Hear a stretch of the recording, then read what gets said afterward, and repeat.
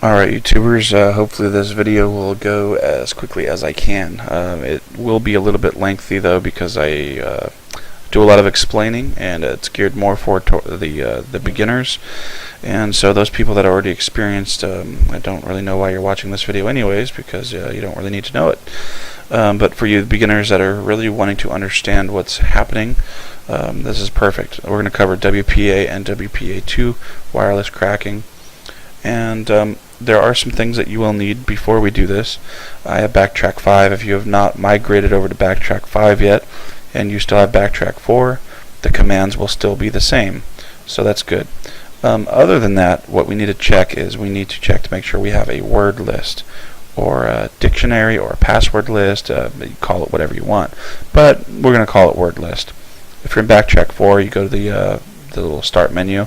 Somewhere down here, I think it says like system, or it'll say file manager. I don't know. I don't have Backtrack 4 in front of me right now, but down here somewhere you're going to be able to get to your like a file manager.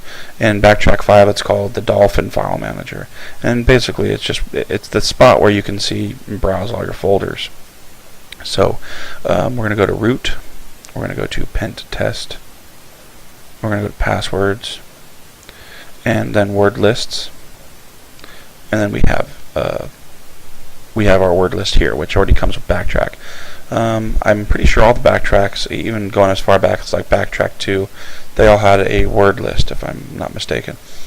Some of them are TXT. This is a .lst file, and that's fine. You can still open it with just a text editor. That will still work. But what I'm going to do is I'm going to right-click this and then drag it to the desktop, and I'm going to click copy here. I don't want to move it there, I just want to copy it there. That way I keep the original file in its original location, and if I want to go ahead and now make changes to this file, I can just edit the one that's on my desktop. But whether you decide to do that or not, that's up to you. You just need to remember the location of where this is. So instead of going root, pent test, passwords, word lists, I can just go to root desktop, and that's where that is. So I'm going to go ahead and exit out of this, and if you don't have one of these, then you need to download one from the internet, and they have a whole bunch that you can download. You just Google it, and the cool thing is that basically, I'll go ahead and open it just real quick to show it to you. Go to my utilities and select, if you have Backtrack 4, you can open it with Kate. Backtrack 5, which I have, comes with Kwrite, so I'm going to open that, but you can use Kate if you want. And as you can see, it contains a bunch of pass phrases, codes, and not codes, but you know things that people might use as passwords. And that's why you would use like a dictionary or something. There's these lists that have a ton of names and all that sort of thing, all in here. So that's what you want. And basically, now that we have it copied to the desktop, I can add things in here. I can copy other things and paste them in here, so it's pretty cool. And you can actually take this, make your own file, and whatever, it doesn't really matter. So okay, what I'm going to go ahead and do now is we're going to go ahead and open up our console, and just like WEP, we're going to start off with airmon-ng. I have my interface here, which is WLAN0, but yours may be called something else. But we're going to go ahead and put it into monitor mode, airmon-ng, start, and then we're going to go ahead and do WLAN0. This will go ahead and put it into monitor mode, which is what we need. And this next part is going to be optional. If I do it airmon-ng, as you can see, there's my mon0. I'm going to go ahead and disable it temporarily so that I can change the MAC address, and I'm going to do it for a specific reason. You'll see in a minute. You don't have to do it though if you don't want to. We're going to do a if config mon0, or whatever your interface is, and then down.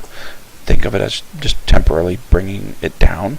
MAC changer space dash M space, and then whatever you want your MAC address to be. I'm just going to go 0s through 5s. It needs to be a set of 6 total. So 0, there'll be 1, 2, 3, 4, 5, 6. So 0 through 5, that's 6. And then you need to specify your interface. Enter. And then it shows you what my MAC address was, and it shows you what I faked it as now. If you get an error, if it's not able to fake it, that's probably because you didn't bring it down. You didn't disable it temporarily. So now I need to do if config mon 0 and bring it back up. If we bring it down, we got to pick it back up. And that's what we're doing. Now I'm going to do my arrow dump and mon 0, or whatever your interface is. You want to let this thing scan for like 30 seconds, maybe a minute, whatever. And we're going to also keep an eye on the stations that are down here. There are people that will watch WPA and WPA2 crack videos. And they try to do it, and they will get frustrated because they are not successful. And I'm going to kind of explain a little bit more so that you guys will be a little bit more successful in trying to do what you're doing. So I've let it scan for 40 seconds. I'm going to go ahead and stop it. And the one that I'm going to try is the 2wire024. And it is a WPA2, and I'm doing WPA2 just to show you the same method that I'm using for the WPA will work with WPA2. So if that answers any questions out there. We're going to talk about the stations, but I'm going to specify all this information first for my arrow dump. Arrow dump -ng -c, it's on channel 1 -w. We're going to go ahead and write the file name that we want to store all the data that it collects, all that information, and we'll call it WPA crack 10 or whatever. I don't know. I have other files, so I don't want to get confused with which one it is, so I'll name it just WPA crack 10. And then I'm going to specify the BSS ID. Sometimes you will watch other videos and they will not specify the BSS ID, and that's fine, but there's a reason why I do. Basically, if we just specified the channel and the file name and we let it go, it will start collecting all the data. But as you can see, we have another router that's on channel 1. We have another one that's on channel 1, and that's information that I don't need it to be collecting. All I care about is the one that we want to connect to. Okay, so I think that makes pretty good sense. And the last thing I'm going to do is specify that I only want to capture IVs. That's what's necessary to crack WEP, and in this case we're going to use it also for this video. So the last thing is mon 0, or whatever your interface is, enter. And we're going to hopefully see a station pop up here. If there's no stations that appear, then that means that we're not going to be able to do this attack. So I'm going to sit here for a little bit, and hopefully we will have one that comes up.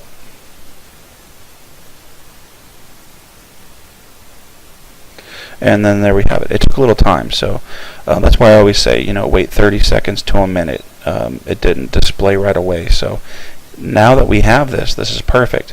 This is what a lot of people are missing. Well, now there's another one, which is crazy. But anyways, I know the 2wire024. That is my router. Okay. The reason that I faked my MAC is because I would be able to easily tell which one was me and which one was somebody else. My network manager is right here, and as you can see, I'm not connected, so it's not showing me here. A lot of people make these YouTube videos or whatever, these tutorials, and they basically will try to de-authenticate themselves, and that's really easy to do. And I would like to be just a little bit more realistic than that. So basically, this is great. If you don't have a station, this is not going to work. What we're going to do is we're going to de-authenticate. We're going to send a de-authentication request. It's going to de-auth everything, and then it's going to basically make the station reconnect. So if you can imagine, if you're on the internet and all of a sudden you got disconnected for some reason, and your computer then reconnected, then that's basically what we want to happen, and hopefully we can capture that information. So I'm going to go ahead and open up another console, and we are going to go ahead and do air replay and -0, which is a deauth, and we're just going to send 1. There's people that are, I've seen people do like 100 and all this stuff. That's just nonsense. All it's doing is it's constantly going to de-authenticate and not give the computer a chance to re-authenticate. So anyways, here we go. We're just going to send 1, and we're going to do a -E, specify the ESSID, which is 2-wire 024. And what we're going to look for is I keep the arrow dump window open so that up here we can see what's going to hopefully be a WPA handshake, and that is what I just explained. When something, basically the station gets de-authenticated, or it gets kicked off basically, and then it's forced to re-authenticate or authenticate. So that's what we're going to hope for. And I'm just going to send 1. Okay. Oh, I got to specify my my interface. So mon0.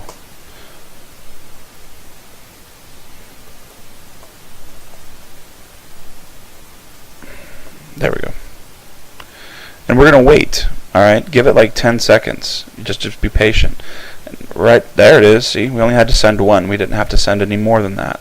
WPA handshake. And then it tells us the BSSID that we want. So that's perfect. That's everything that we need. We only need to do one more thing now, and that's pretty much it. So it's pretty simple. Okay. We're going to go ahead and run our air crack. Actually, before we do that, I'm going to run dir. And as you can see, here's my WPA crack 10.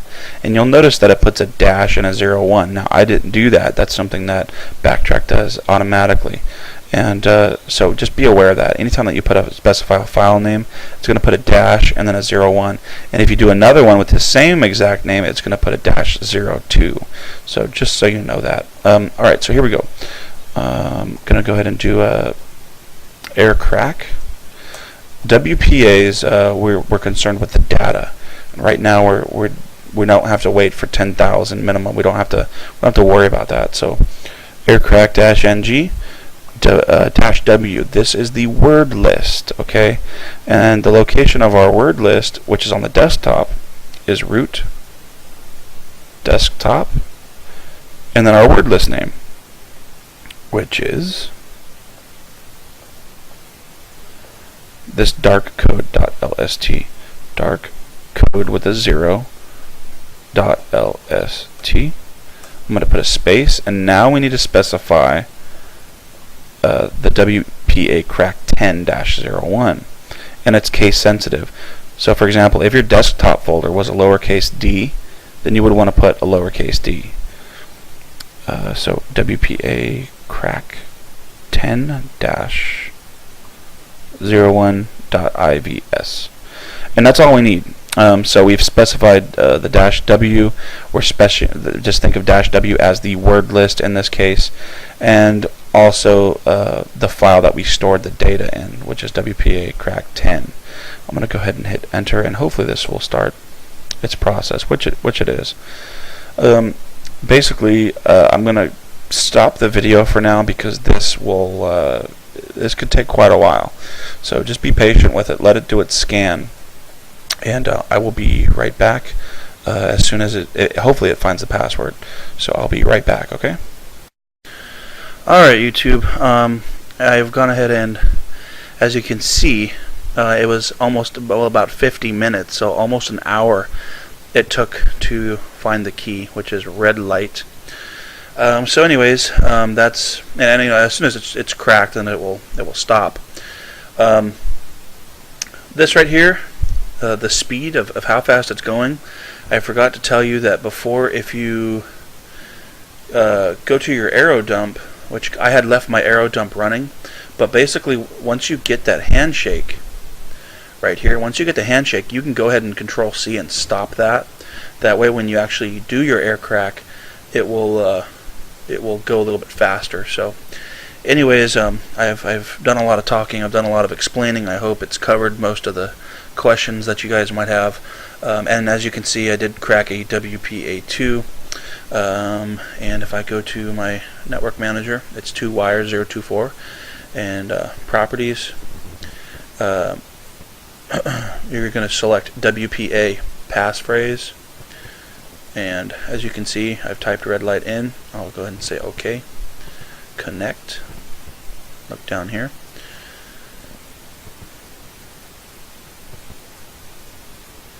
And connected at 100%. Go ahead and try to open up my browser. And it loads right into Google. So anyways, thanks guys for watching this movie, and just send me a question and send me a message if you have a question or something. So thanks a lot guys, and we'll see you later.